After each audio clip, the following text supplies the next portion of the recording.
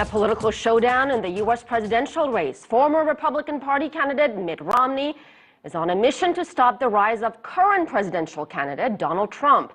CCTV's Jessica Stone has been following the story for us from our Washington, D.C. newsroom. Jessica, Romney hit Trump hard on a number of issues, but especially on foreign policy.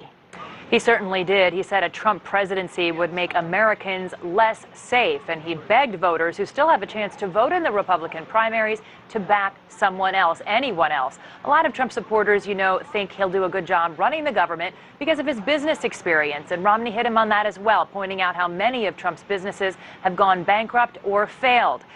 Romney said Trump's proposals to increase tariffs would also instigate a trade war, which would drive up prices for American consumers. Trump, of course, was quick to fight back, reminding him that Trump endorsed Romney in his presidential run. His proposed 35% tariff-like penalties would instigate a trade war, and that would raise prices for consumers, kill our export jobs, and lead entrepreneurs and businesses of all stripes to flee America. Trump reminded Romney and his supporters in the border state of Maine that NAFTA, the North American Free Trade Agreement, has had consequences for them, too. Mitt Romney said, we have to keep free trade, right? Well, if we keep free trade the way we have it now, we're not going to have any companies left at all. And you people know more about NAFTA than anybody, okay? Anybody, because you know how you were stripped with NAFTA, which was a disaster. Romney, meantime, telling voters that a vote for Donald Trump would be a vote for Democratic presidential candidate Hillary Clinton.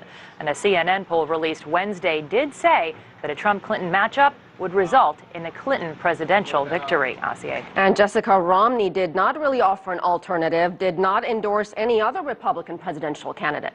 He didn't, and that really leaves us to conclude that the Republican Party wants to wait until its July convention to decide who will be the party's nominee for president, basically encouraging all the candidates that are still in the race to stay in the race as long as possible, split the vote, making it tougher for Trump to win enough votes to make him the nominee outright. And that, of course, totally ignores all the new voters that Trump's candidacy has brought to this whole entire presidential election, Asier. CCTV's Jessica Stone, thank you.